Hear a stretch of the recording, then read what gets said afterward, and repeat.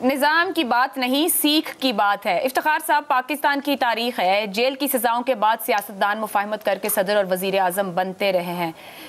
کیا نواز شریف وزیر اعظم بننے کے لیے بڑے سمجھوتے مفاہمت طرز پر تیار ہو جائیں گے اور ہوں گے؟ میرا خیال ہے شہزاد صاحب نے بڑا اس بات کا کلیئر اور واضح جواب آپ کو دے دیا ہے۔ اگر لوگ ان کو منتخب کرتے ہیں تو then he has a right to be the prime minister of Pakistan. He is a senior, اس نے قربانیاں دی ہیں، اس کا ایک موقف ہے جو آپ اتفاق کریں یا نہ کریں، and he is the only leader with the Pakistan Muslim League Noon جو ان کے ووٹ بینک کو پولنگ اسٹیشن تک لا سکتا ہے۔ اگر نواز شریف نہیں آئیں گے نا تو ان کا ووٹر پولنگ اسٹیشن پہ نہیں آئے گا، اور یہ بالکل یک طرفہ کھیل ہو جائے گی۔ یہ بات پارٹی کے اندر بھی سب کے علم میں ہے اور پارٹی کے باہر بھی سب کے علم میں ہے۔ اس کو کون لے کے آیا تھا؟ ان حالات کو دیکھنے کے لیے بہت گہری اسٹڈی کی ضرورت ہے، اور ہم ایسے ہی سطحی طور پہ بات کر کے ثابت کرنے کی یہ کوشش کرتے ہیں کہ وہ بھی ماشاء اللہ کی پیداوار ہے، اور پھر ہم اس سے پیچھے چلے جاتے ہیں۔ کچھ لوگ تو بہت پیچھے چلے جاتے ہیں۔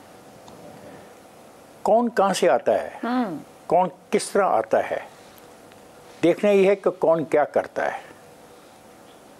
اگر وہ 3 دفعہ پرائم منسٹر بنے ہیں تو کیا ان کو ووٹ دینے والے اسٹیبلشمنٹ کے لوگ تھے پولنگ اسٹیشنوں پہ؟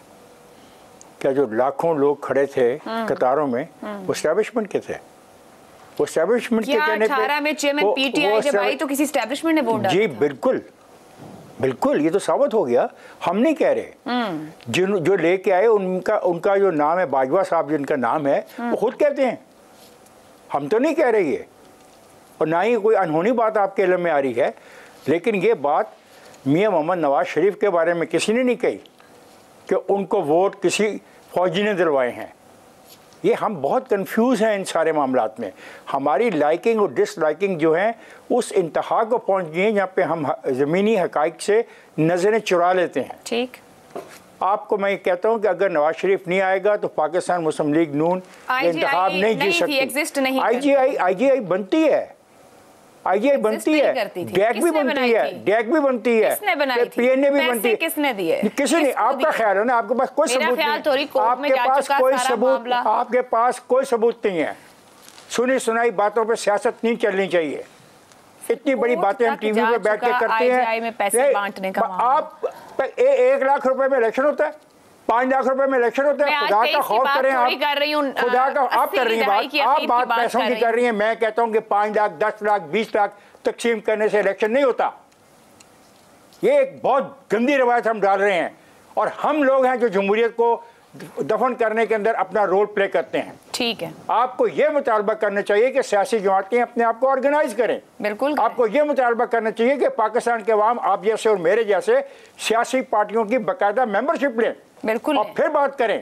نہ ہم سیاسی پارٹیوں کی ممبرشپ لیتے ہیں، نہ ہم کسی نظریے کو اون کرتے ہیں، نہ سیاسی پارٹیاں یونین کونسل کے لیول پہ جا کے اپنے آپ کو آرگنائز کرتی ہیں، اور جو بھی ایک پاپولر لیڈر ہے ہم اس کے ساتھ کہہ دیتے ہیں تو اس قابل ہی نہیں۔ ٹھیک ہو گیا، ویلڈ سوال ہے، جب سیاسی جماعتیں آرگنائز ہی نہیں کرتی، جب سیاسی جماعتوں کے پاس نظریہ ہی نہیں، تو پھر عوام کیسے اعتماد کر سکتی؟ زیغم صاحب میں آپ کی طرف آؤں گی۔ عوام اعتماد کرتی ہے تو پولنگ اسٹیشنوں کے باہر کھڑی ہوتی ہے نا بھائی۔ بالکل ٹھیک کہہ رہے ہیں، پولنگ اسٹیشنوں کے باہر عوام اعتماد کر کے کھڑی ہوتی ہے، اور وہی عوام چیخ رہی ہے پچھلے 1.5 سال سے بھی اور 4 سال سے۔ اس کا رائٹ ہے، ووٹ دینا بھی اس کا رائٹ ہے، بالکل ٹھیک کہہ رہے ہیں۔ زیغم صاحب، یہاں پر بات ہوئی ہے نظام کی، نظام میٹر کرتا ہے یا نہیں؟ کیا آنے والے سیاست دانوں کا سیاست میں طریقہ کار مختلف رہا، اور سیکھ کیا ہے؟ اور پھر میرے اس سوال پر آ جائے گا مختصر کامنٹ کرتے ہوئے کہ کیا سیکھا گیا ہوگا، کیا سسٹم قبول کرے گا اس مزاحمت کو 4تھی بار کے لیے؟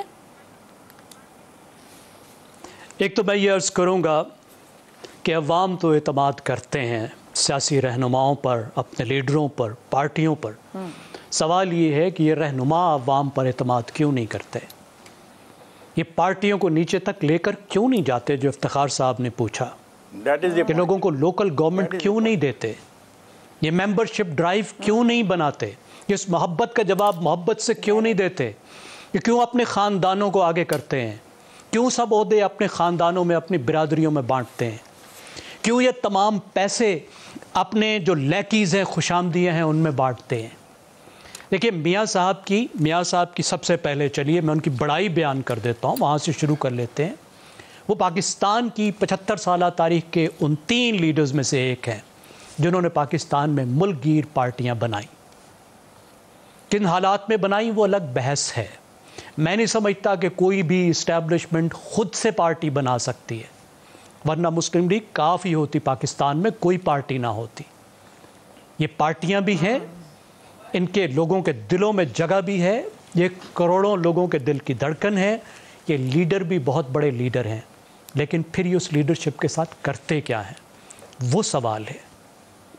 ان کی ایک رخ جو ہے وہ سسٹم کی فرما برداری والی سائیڈ ہے، اور دوسرا رخ مزاحمت کی ہے، کیونکہ بہرحال عوام کے نمائندے عوام کے لیے کھڑا بھی ہونا پڑتا ہے، لیکن بسا اوقات صرف اپنے مفادات کے لیے کھڑے ہوتے ہیں۔ اس وقت جو نواز شریف صاحب کا ٹکراؤ چل رہا تھا سسٹم سے، جو اب نہیں چل رہا، جو 2014 سے شروع ہوا، میں نہیں سمجھتا کہ اس میں نواز شریف کا کوئی قصور تھا یا مسلم لیگ نواز کا کوئی قصور تھا۔ مسئلہ یہ تھا کہ سسٹم کو بڑے زور سے تبدیلی آئی ہوئی تھی۔ سسٹم جمہوریت کی کنٹینیوٹی نہیں چاہتا تھا، وہ ایک نئی طرح کا پاپولسٹ اتھارٹیرین سسٹم چاہتا تھا، وہ ایک نئی طرح کا ہائیبرڈ سسٹم چاہتا تھا، جس میں سامنے ایک پاپولسٹ لیڈر ہو اور کہ اس کے پیچھے ایک ڈکٹیٹرشپ ہو، ایک فاشزم ہو ساتھ میں۔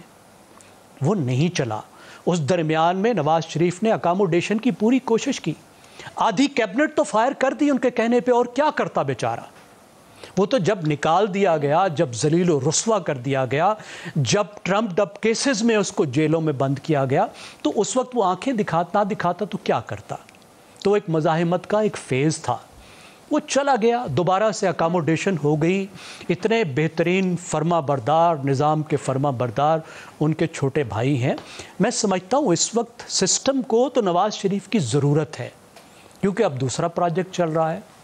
اب اس پروجیکٹ میں تو نواز شریف کا آنا بہت اہم ہے، لوگوں کو موبلائز کرنا بہت اہم ہے، لیکن مسئلہ یہ ہے کہ اسی سسٹم کے کچھ حصے دار ہیں جو ابھی پرانے دوروں میں ہیں۔ پرانے دوروں میں کس طرح؟ ایک چھوٹی سی میں آپ کو مثال سوال کہ جاپانی سپاہی تھا، اس کا نام تھا ہیرو اونوڈا۔ دوسری جنگ عظیم ختم ہو گئی اور ہیرو اونوڈا 29 سال تک جنگلوں میں لڑتا رہا۔ اب اس سسٹم کے کچھ ایسے لوگ ہیں، جی جنگ، وہ فلپین کے جنگلوں میں، تو بھائی جنگ ختم ہو گئی، ہتھیار ڈال دیے گئے، لیکن ابھی تک سسٹم کے کچھ مجاہدین ہیں جو ابھی تک بندوقیں اٹھا کے لڑ رہے ہیں۔ اب وہ تھوڑے سے ادھر ادھر ہوں تو نواز شریف کی جگہ بنے۔ نواز شریف کے ساتھ بہت ناانصافی ہوئی، کوئی شک نہیں ہے۔ اب تو سب لوگ ماننے لگے ہیں، بڑے بڑے وکلا ماننے لگے ہیں، پی ٹی آئی کے وکلا ماننے لگے ہیں۔ یہ زیادتی ان کے ساتھ ختم ہونی چاہیے، واپس آنا چاہیے، ان کو حق ملنا چاہیے۔ لیکن کیا نواز شریف کو وزیر اعظم ضرور بننا چاہیے، صرف اس لیے کہ وہ اپنی ساکھ بحال کرنا چاہتے ہیں، نام بحال کرنا چاہتے ہیں، چاہے ان میں اس وقت انرجی نہ بھی ہو، چاہے وہ 3 دفعہ وزیر اعظم رہ چکے ہوں، اب کسی اور کا حق ہو، پارٹی میں کسی اور کا ہو؟ تو میرے خیال میں یہ درست نہیں ہے۔ انہیں سوچنا چاہیے، وہ آئیں، پارٹی کو لیڈ کریں، لیکن اب وزارت عظمیٰ کسی اور کو دیں، بہتر ہے خاندان سے باہر کسی قابل کو دیں۔ شریف خاندان سے باہر بھی کوئی قابل آدمی ہوگا نا۔ سوچ رہے ہیں بالکل ٹھیک، شہباز شریف صاحب اگر یہ سوچ رہے ہیں کہ اگلے وزیر اعظم ہوں گے، میں بھی نواز شریف صاحب ایسا نہ سوچ رہے ہوں۔